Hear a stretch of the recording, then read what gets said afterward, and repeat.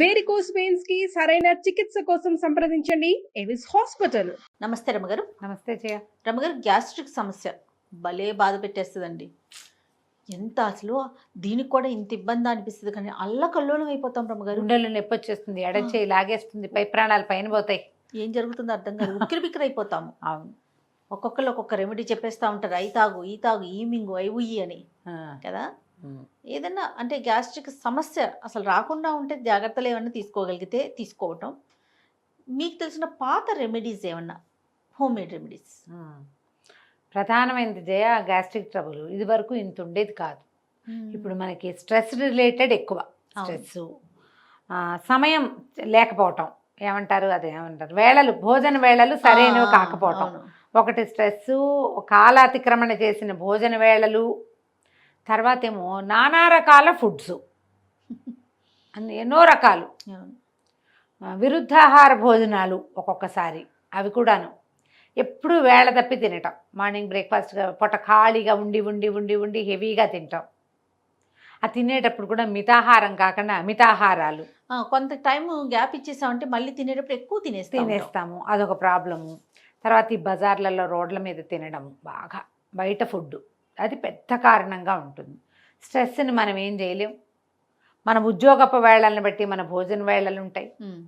తర్వాత అతి మసాలాలు, అతి కారాలు, యూజ్డ్ ఆయిల్స్, ఇవన్నీ బహుశా గ్యాస్ట్రిక్ ట్రబుల్కి కారణాలు అయి ఉండొచ్చు. ఇవేవి కాకుండా సహజంగానే వాళ్ళ ఒంటి తీరు ఏదో జీన్సో అవి కూడా అయితే అయి ఉండొచ్చు. చిన్న చిన్న హోమ్ రెమెడీస్ తోటి కొంత మనం సర్దుకోవచ్చు దీన్ని. ఇవాళ రేపు ఏంటంటే యాంటాసిడ్స్ విపరీతంగా కౌంటర్ టాప్ దొరికేస్తాయి జయ. కాస్త గ్యాస్ ఇష్యూ రాగానే వెంటనే కాస్త తేన్పులు వస్తున్నాయి, లేదా పై ప్రాణం పైన పోతున్నట్టుంది, గుండెలో పట్టేసింది, పొట్ట బిగించేసింది అలా అనిపించగానే ఇమీడియట్గా యాంటాసిడ్ వేసేసుకుంటారు. ఏదో ఒక డైజిన్ లాంటివి ఇంట్లో దొరికే ఉంటుంటాయి, అందరి ఇళ్లలో డైజిన్ సీసాలు ఉంటాయి, పోసేయడం. తర్వాత ఈనో కలిపేసుకుని తాగేస్తూ ఉంటారు. ఈనో అయితే మరీ ఘోరంగా, సోడా తాగేవాళ్ళు, కోక్ తాగేవాళ్ళు, లిమ్కాలు తాగేవాళ్ళు బోల్డని కనిపిస్తాయి. ఇలాంటివి ఉన్నాయి జనరల్గా. హాట్ వాటర్ తాగేవాళ్ళు ఎంతమంది ఉన్నారు? చాలా తక్కువ రమ్మగారు. మనకు అసలు తాగాల్సింది అది. ఇది వైద్యం కాదు, తాత్కాలిక ఉపశమనం. రైట్. ఇవి తాగితే ఏమవుతుంది, కూల్ డ్రింక్స్ కానీ ఈనో కానీ తాగితే తేన్పు వచ్చేస్తుంది. ఏంటో మనకి ఫ్రీ అయిపోయిన ఫీలు, అది నిజంగా ఫ్రీ అవుతుందో అవదో తర్వాత తెలుసు. అదే, కానీ ఇప్పుడు దానివల్ల మనకి శరీరానికి జరిగే చెడేమిటన్నది మనకు కనపడుతోందా? అసలు ఆలోచించాం. లాంగ్ రన్లో యాంటాసిడ్లు అవి కూడా ప్రమాదకారులుగా పరిణమించవచ్చు కదా, ఈనో లాంటివి కూడా. అవును కదా. కార్బనైజ్డ్ డ్రింక్స్ అవి తాగటం వల్ల ఏవి, ఇప్పుడు మన కోక్ లాంటివి, లిమ్కా లాంటివి, సోడా తాగిన ఎముకలకి మంచిది కాదు కదా. దానివల్ల రావాల్సిన సైడ్ ఎఫెక్ట్ ఖచ్చితంగా వస్తుంది. ఏ సైడ్ ఎఫెక్టు లేనివి ఏదైనా ఎఫెక్ట్ ఉంటే అది గుడ్ ఎఫెక్టే అయ్యే వాటిని ఎందుకు ట్రై చేయకూడదు? 100% అండి. యాంటాసిడ్లు వాడకండి, నా సిన్సియర్ అడ్వైజ్ మాత్రం అది. హాట్ వాటర్ అంటారా? హాట్ వాటర్ తాగండి. ఒకటి, భోజనము ఒక ముద్ద తక్కువ తినటం అలవాటు చేసుకోండి. సాధ్యమైనంత వేళలు పాటించండి. స్ట్రెస్ మేనేజ్మెంట్ చెయ్యండి. ఇవన్నీ చేయలేమంటావు నువ్వు. చెయ్యాలి, మరి చెయ్యాలి. మసాలాలు, కారాలు అవి తగ్గించండి. నేనైతే కొన్ని పార్టీస్లో కొంతమంది ఫ్రెండ్స్ ఇళ్ళలో కూడా చూస్తా, బిర్యానీ చేస్తారు జయ, ఆ మొత్తం ఉన్న అన్ని రకాల మసాలాలు పోస్తారు జయ, ఘాటుగా ఉండాలట బిర్యానీ. నిజంగా తినే వాళ్ళకి చెమటలు పడి, నేను ఒక్క స్పూన్ తిన్నా 2-3 గంటల దాకా నాకు ఉక్కపోస్తున్నట్టే ఉంటుంది. మామూలుగానే మీకు కారం తగిలితే ఎక్కిళ్ళు వస్తాయి. అయినా నేను కారం తింటాను. మొదట ఏదైనా నెయ్యి అన్నం తినాలి అంతే. నేను కారం తింటాను, తినకపోవటం కాదు, అది డ్రైగా ఉంటుంది గొంతు నాకు, అందుకని ఎక్కిళ్ళు వచ్చేస్తాయి. ఆయిల్, నెయ్యి కావాలి. దీంట్లో ఈ మసాలాలు, ఇన్ని మిరియాలు, స్టార్ అనీసు, ఏలక్కాయలు, లవంగాలు, జీలకర్ర, జాజికాయ, జాపత్రి, ఇంకా ఏమిటో పెద్ద ఏలక్కాయలు, ఇవి కాకుండా ఇంత పొడి, అవన్నీ రుబ్బి పోసి గసగసాలు ఘాటుగా ఒక స్పూన్ తినేసరికి చెమటలు పట్టేయాలి. అలాగే ఉండాలి. దీంతో పాటు కోక్ ఉండాలట. ఓయమ్మ, బిర్యానీ తింటే ఖచ్చితంగా కోక్ తాగుతారు అమ్మగారు, ఎందుకంటే అది హెవీగా ఉంటుంది కాబట్టి. చక్కగా లైట్గా చేసుకోండి, హాయిగా. లైట్గా ఎందుకు చేసుకోకూడదు? అవును, అదే కరెక్టు అని ఎందుకు అనుకుంటాం? ఇది అలవాటు చేసుకుని ఇది కూడా కరెక్టే. జనం అంతా ఇదే తింటుంటే వాళ్ళు కూడా ఇలాగే చేస్తారు, అంతే కదా. అతిగా తినటం వల్ల మనకు పైగా ఇంత మసాలాదారు దట్టించిన వ్యవహారాన్ని మనం ఇన్ టైం భోజన వేళలు కాకుండా వేళ తప్పించి 4 గంటల వేళ రాత్రి 12 గంటల వేళ తిన్నామంటే అంతే కదా. మన కర్మకి మిడ్ నైట్ బిర్యానీ బిర్యానీ రమ్మంటారు వాళ్ళు. కూడా అవి ఉన్నాయి తెలుసండి. 4 AM బిర్యానీ, 6 AM బిర్యానీ అనుకుంటూ.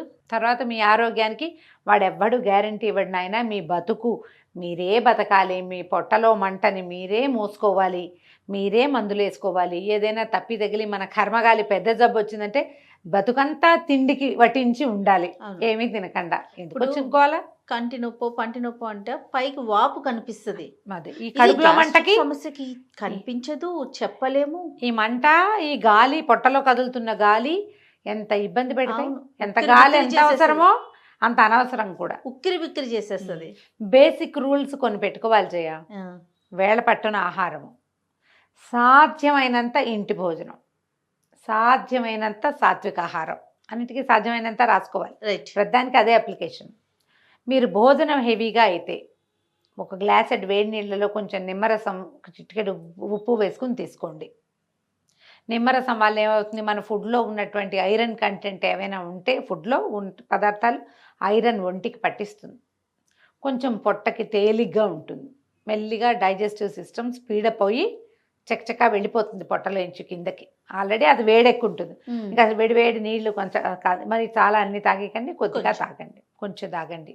తర్వాత ఆయుర్వేదిక్ వస్తువులు కొన్ని హింగ్వాష్టకం అని, భాస్కర్ లవణం అని ఇలాంటివి దొరుకుతాయి, అవి తీసుకోవచ్చు మనం. హింగ్వాష్టకం చాలా హాయిగా ఉంటుంది. తర్వాత ఏం చేయొచ్చు మనము, చిన్న అల్లం వాటర్ తాగొచ్చు. అల్లం భావన చేయటం అంటే నిమ్మరసంలో అల్లము జీలకర్ర కొంచెం నానబెట్టి ఎండబెడతారు. జీలకర్ర బాగుంటుంది, అల్లము బాగుంటుంది. అవి కొంచెం నోట్లో వేసుకుని నమలటం, సోంపు నమలటం, సోంపుతోటి టీ లాగా పెట్టుకుని వేడిగానే తాగటం, మసిలి పెట్టక్కర్లా, ఒక్క పొంగు రానిస్తే చాలు. హాట్గానే అంత సోంపు రసం, సోంపు నీళ్లు, సోంపు టీ అనుకోండి. తర్వాత జీలకర్ర టీ ఒకటి, కొద్దిగా ధనియాలు, జీలకర్ర, కరివేపాకు వేసి మరిగించిన టీ, అవి కూడా తాగొచ్చు. జనరల్గా చాలామంది భోజనం తర్వాత టీ కూడా తాగుతారు. టీ తాగితే అన్నం అరిగినట్లు అనిపిస్తుంది. టీ సంగతి నేను చెప్పలేను, పాలు పోసిన టీ సంగతి నాకు పెద్దగా నమ్మకం లేదు, కానీ ఇవి బాగుంటాయి. వీటిలలో ఏమైనా హెవీ ఆయిల్ ఫుడ్స్ తీసుకున్నప్పుడు ఇలాంటివి తీసుకోండి. తాంబూలం వేసుకోవటం ఒక పద్ధతి, అది దానివల్ల కూడా అన్నం అరుగుదలకు వస్తుంది ఎంతో కొంత. చాలా ముఖ్యమైనది ఏంటంటే వేళ తప్పి భోజనాలు చేయొద్దు. ఇవి తాత్కాలిక ఉపశమనాలు మాత్రమే, వైద్యాలు కాదు. నేను చెప్పినవి ఆ పూట. ఇవాళ తాగిన సోంపు టీ రేపు మిమ్మల్ని రక్షిస్తుందని నమ్మకండి. మీకు డాక్టర్ అవసరం ఉంటుంది. ఇప్పుడు వారంలో 1-2 సార్లు ఇలా అనిపించింది అనుకో, పర్వాలా. మీకు రోజు ఇలాగే అనిపిస్తుంటే చాలా తీవ్రంగా డాక్టర్ అవసరంలో ఉన్నట్టు. మీరు హాస్పిటల్కి వెళ్ళాలి, డాక్టర్ని చూడండి, ఏదైనా వేసుకోండి. మీకు సూట్ కానిది ఏదో వాళ్ళు ఏదైనా ఒక చెప్తారు, ఇవి చేయండి, ఇవి చేయొద్దని. డూస్ అండ్ డోంట్స్ని ఖచ్చితంగా ఫాలో అవ్వండి. జీవిత గమనం కుంటుపడిపోతుంది జయ. అవునండి. ఇప్పుడు మధ్యాహ్నం భోజనం చేస్తే ఇంకా రాత్రి దాకా ఆకలేదు, ఏమీ తినలేరు, తినకుండా పడుకుంటే నీరసం వస్తుంది, మర్నాటి పొద్దున పని చేయలేము. ఎంత ఇదిపోయింది, సిస్టమే సిస్టమ్ దెబ్బతినేస్తుంది కదా. ఆ సిస్టమ్ దెబ్బతినేంత వరకు వెళ్ళొద్దు అసలు.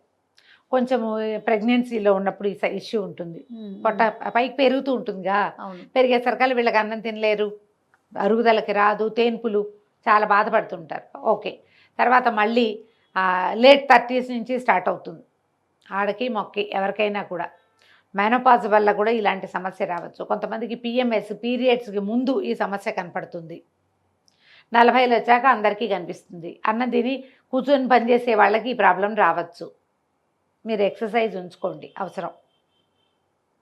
భోజనానికి ఒక సరైన విధానం, ఇవాళ ఇది తిన్నాము, రేపు చైనీస్ తిన్నాము, ఎల్లుండి ఏమిటో తిన్నాము, కాంటినెంటల్ ఫుడ్ తింటాము, ఇట్లా పెట్టుకోకండి. ఏదైనా కొత్త ఫుడ్ నెలకు 1 సారి లేదా 2 సార్లు, అంతకంటే చెయ్యొద్దు. మరి అవన్నీ ఎలా తింటామండి అంటే ఇక మరి ఏం చేస్తాం, మనం చేయగలిగేది ఏముంది? ఆరోగ్యమే మహాభాగ్యం కదా. కదా, అంతే కదా. ఇది ఆలోచించండి.